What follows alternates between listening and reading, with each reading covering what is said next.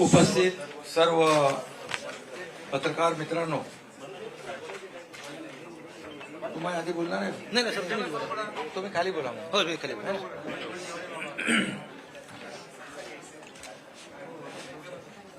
आजचा पक्षप्रवेश जो आहे तो विधान परिषदेचे काँग्रेसचे उमेदवार साहेबराव कांबळे यांनी त्यांच्या असंख्य कार्यकर्त्यांसह पदाधिकाऱ्यांसह आज शिवसेनेमध्ये प्रवेश केलेला आहे. त्यामध्ये काँग्रेस तालुका अध्यक्ष महिला सूर्यकांता दिंडाळकर, जिल्हा उपाध्यक्ष युवक काँग्रेस राहुल वानखेडे, प्रफुल्ल खंदारे, तालुका अध्यक्ष चेअरमन खरेदी विक्री संघ विद्यानंद नलावडे, कैलासराव घुगरे, नामदेवराव शिंगणकर आणि ज्येष्ठ काँग्रेस नेते पंजाबराव भालेराव, पी.सी. भोळे, रवींद्र जाधव, लक्ष्मण धुळे, रविचंद्र दवणे, संतोष चव्हाण, गंगाधर शिंदे, बरीच लोक, सगळ्यांची नावं मी घेत नाही.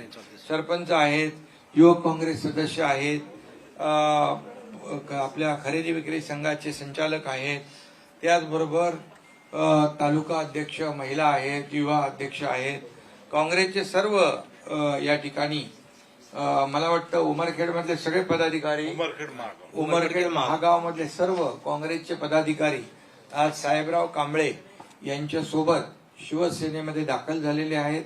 मी त्या सगळ्यांचं मनापासून स्वागत करतो आणि मनापासून साहेबराव कांबळे यांना धन्यवाद देतो की त्यांनी आपले मंत्री संजय राठोड यांच्या मार्गदर्शनाखाली ही जी निवडणूक आहे दुष्यंत चतुर्वेदीची ती बिनविरोध केली. याबद्दल मी त्यांचं मनापासून अभिनंदन करतो, मनापासून त्यांना धन्यवाद देतो. खरं म्हणजे त्यांनी गेले अनेक वर्ष काम करत असताना त्या ठिकाणी जी उमरखेडची निवडणूक झाली विधानसभेची 93,000 मतं त्यांना मिळाली होती.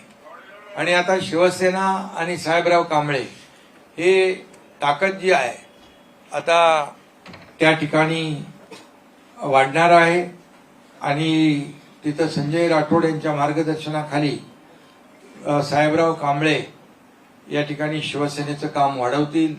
दुष्यंत चतुर्वेदी हे आमदार झालेले आहेत, त्यांचंही मी मनापासून अभिनंदन करतो. ते बिनविरोध झालेले आहेत आणि म्हणून आजचा हा प्रवेश जो आहे हा अतिशय महत्वाचा आहे. यामुळे आपला मतदारसंघ उमरखेड महागाव या मतदारसंघामध्ये देखील ताकद आता वाढलेली आहे. याचबरोबर उभाट्याचे पण काही लोक पदाधिकारी, उभाट्याचे पण उपनगराध्यक्ष आणि इतर काही पदाधिकारी त्यांनी प्रवेश केलेला आहे.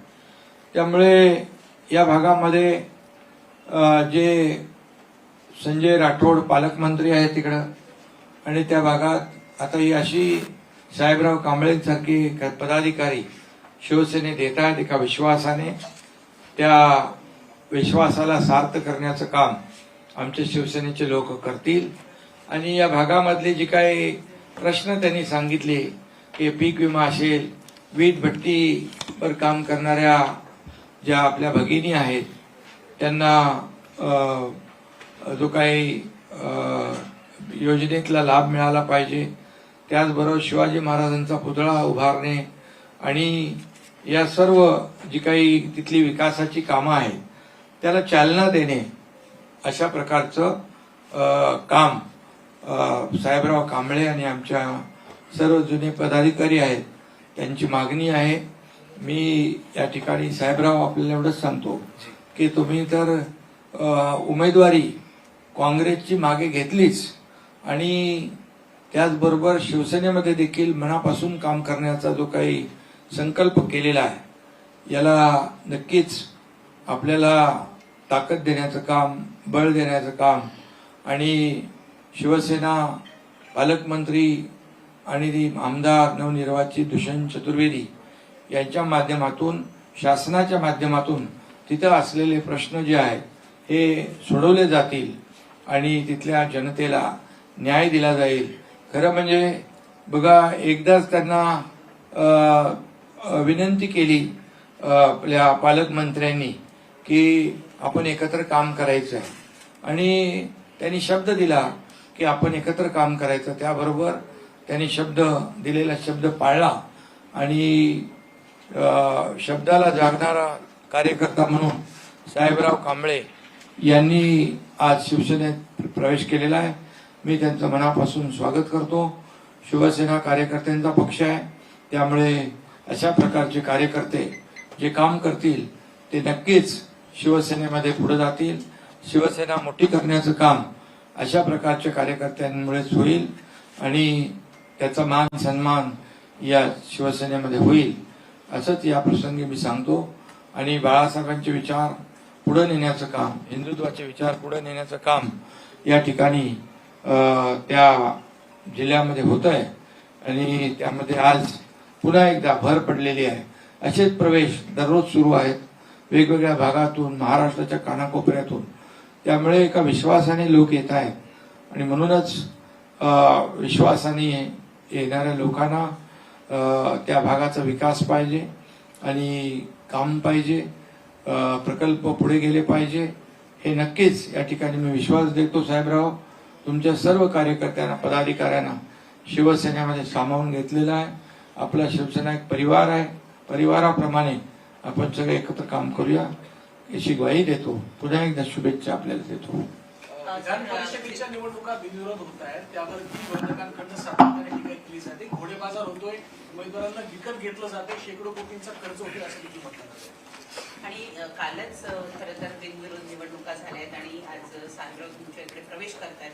कुठेतरी मग त्यात सत्यता आहे असं कुठेतरी पुष्टी मिळते असं वाटतं. बघा, त्यांनी आमच्या पालकमंत्री महोदयांना सांगितलं की जी काही मतांची आकडेवारी आहे त्याच्यामध्ये जो असलेला फरक आहे आणि त्यामुळे आज शिवसेनेचा उमेदवार, महायुतीचा उमेदवार तिथे निवडून येणार ही खात्री त्यांना होती आणि त्यामुळे त्यांनी एक विकासाला साथ दिलेली आहे. त्या भागातल्या स्वतःच्या उमेदवारीपेक्षा त्या भागामध्ये विकास झाला पाहिजे, त्या भागातली कामं झाली पाहिजे ही भावना मनामध्ये ठेवून त्यांनी हा प्रवेश केलेला आहे. विरोधकांना काय, त्यांना मुद्देच नाही आहेत. विरोधकांना काय, त्यांना त्यांच्या पक्षामध्ये महायुती, महाविकास आघाडीमध्ये किती बिघाडी आहे हे तुम्हाला या निवडणुकांमध्ये दिसून आलेलं आहे. कोण कुठे कोणाचा पायपूस नाहीये, कोण कुठे उमेदवारी मागे घेतो, कोण कुठे भरतो, काय करतो हे त्यांनाच माहित नाही. त्या उलट महायुती दमदारपणे या ठिकाणी निवडणुका लढती आहे आणि त्यामुळे 17चे 17 महायुतीचे उमेदवार या निवडणुकीमध्ये निवडून येतील.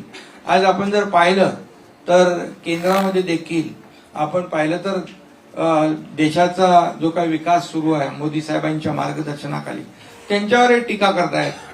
म्हणजे त्यांच्याकडे मुद्दे नसल्यामुळे हे सगळे टीका टिप्पणी, आरोप प्रत्यारोप या सगळ्या गोष्टी आज त्यांच्याच उमेदवारांवर ते आरोप करतायत. म्हणजे त्यांच्या उमेदवारांवर, पक्षाच्याच पदाधिकाऱ्यांवर आरोप करणं किती योग्य आहे. आणि म्हणूनच त्यांच्यावर विश्वास नाही, पक्ष नेतृत्वावर विश्वास नाही आणि म्हणूनच या सगळ्या गोष्टी ज्या आहेत त्या या ठिकाणी घडत आहेत. मुंबई शहरामध्ये वरळीमध्ये एक तरुणाचा मृत्यू जो आहे तो लाईव्ह कॉन्सर्ट कार्यक्रमात झालेला पाहायला मिळतो. काल हा कार्यक्रम वरळी रूम मध्ये होता. एका तरुणाचा मद्य पेय केल्यामुळे मृत्यू झाल्याची माहिती समोर आली आहे. पोलिसांनी आणि त्याला परवानगी दिली नव्हती अशीही माहिती पुढे येते. पोलिसांनी परवानगी नाकारली असताना कुठल्या तरी राजकारण्याच्या वरद हस्तामुळे हा कॉन्सर्ट झाला असंही का? आणि असाच प्रकार महिनाभरापूर्वी याची पोलीस चौकशी करतायत आणि जे कोणी दोषी असतील त्यांच्यावर कारवाई होईल, कडक कारवाई होईल. गोरेगावचं देखील आपण पाहिलं की अगदी पाळामुळं खोदण्यापर्यंत, अगदी शेवटच्या आरोपीपर्यंत पोहोचण्याचं काम पोलिसांनी केलंय, करतायत. तुम्ही आता असं म्हणाल की महायुती एकत्रितपणे काम करते, दोन महत्वाचे प्रश्न आहेत. तर काल नवी मुंबई विमानतळावरती कार्यक्रम झाला आणि चर्चा अशी आहे की तुम्हाला त्या कार्यक्रमाचं निमंत्रण दिलं गेलं नाही, कुठेतरी हेतुपुरस्सररित्या तुम्हाला डावलण्यात आलं, अशी चर्चा राजकीय नाही, आता ही वर्तुळात. चर्चा बघा तुम्हीच करताय, मी तर काय बोललोच नाही. पण निमंत्रण होतं. आणि छत्रपती शिवाजी महाराजांचा पुतळा आहे, शिवाजी महाराजांच्या पुतळ्याचं अनावरण मुख्यमंत्री महोदयांनी केलेलं आहे. मुख्यमंत्री म्हणजे सर्व आमचं मंत्रिमंडळ आलं. त्यामुळे या सगळ्या गोष्टी ज्या आहेत, या सगळ्या विरोधक आणि सगळं त्यांना काही मुद्दे नाही आहेत, त्या मुद्द्याला धरून कुठला तरी मुद्दा धरायचा आणि तो राजकीय करायचा, हे याच्यामध्ये. पण तुम्हाला- धन्यवाद, ठीक आहे, चला, ओके. एक शेवटचा प्रश्न आहे.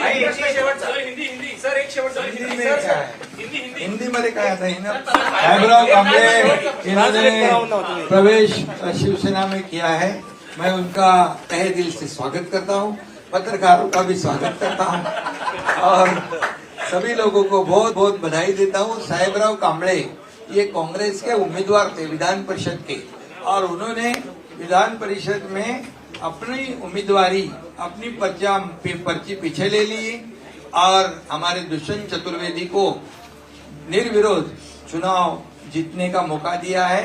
हमारे पालक मंत्री संजय राठौड़ जी ने एक ही शब्द में उन्होंने कहा और उन्होंने तुरंत मान लिया, आज पार्टी का काम कर रहे हो, आज शिवसेना में शामिल हो गए. उनके हजारों कार्यकर्ता उधर उमरखेड़ मतदार संघ है जो है मजबूत हो गया, और वहाँ का जो विदर्भ में ऐसे कार्यकर्ता आएंगे तो शिवसेना अधिक जोरदार गति से आगे बढ़ेगी. और मैं इतना ही कहूंगा कि 6 लोग हमारे महायुति के निर्विरोध हुए हैं. अभी पूरे टोटल 17 कैंडिडेट है, उसमें से 6 निर्विरोध हुए हैं. अभी 17 के 17 जो है वो सभी लोग महायुति की जीत पक्की है. और महाविकास आघाड़ी इतना आरोप प्रत्यारोप करते हैं, लेकिन उनका एक भी विधान परिषद सदस्य चुनकर नहीं आएगा, क्योंकि बहुमत जो है लोगों का, जनता का प्यार जो है महायुति के साथ है. सर, कल दिल्ली में कांग्रेस जनता पार्टी का आंदोलन हुआ और अपेक्षित यश नहीं मिला, क्या? आम्हाला एक 5 मिनिटं भेटलं का? हाँ, ये राजनीतिक बात है. ये क्या है, जब देश को आगे बढ़ाने का काम आदरणीय प्रधानमंत्री नरेंद्र मोदी जी करते हैं. आज देश हमारा दुनिया में महाशक्ति बन रहा है. इसका जो पेट दर्द है, जो उनको हमारे देश का, जो देश की प्रगति जब जब होती है तब तब विपक्ष मोदी जी के ऊपर आरोप लगाता है. राहुल गांधी देश में भी आरोप लगाते हैं, विदेश में जाके भी प्रधानमंत्री जी के ऊपर आरोप लगाते हैं. 2014 से अभी 2026 तक 12 साल में मोदी जी ने जो काम किया है देश के लिए, एक भी छुट्टी नहीं लेने वाला प्रधानमंत्री कभी देखा है? यही दर्द है उनको, यही पेट में दर्द है. और इसलिए वो जब जब आरोप करते हैं, जब जब ऐसी हरकत करते हैं, तो तब 140 करोड़ जनता मोदी जी का साथ देती है. और इसलिए आपने जो चुनाव हुए हाल में, पश्चिम बंगाल हो, आसाम हो, उसमें क्या हाल हो गए कांग्रेस के. कांग्रेस ने 100 आरोप लगाए मोदी जी पर. आज देखा कांग्रेस कहाँ पर है? कांग्रेस आरोप लगाते रहती है और 140 करोड़ जनता और मजबूती से मोदी जी का साथ देती है. और इसलिए ऐसी कोई भी हथकंडे, कोई भी ये करेंगे स्टंट, तो कामयाब नहीं होंगे.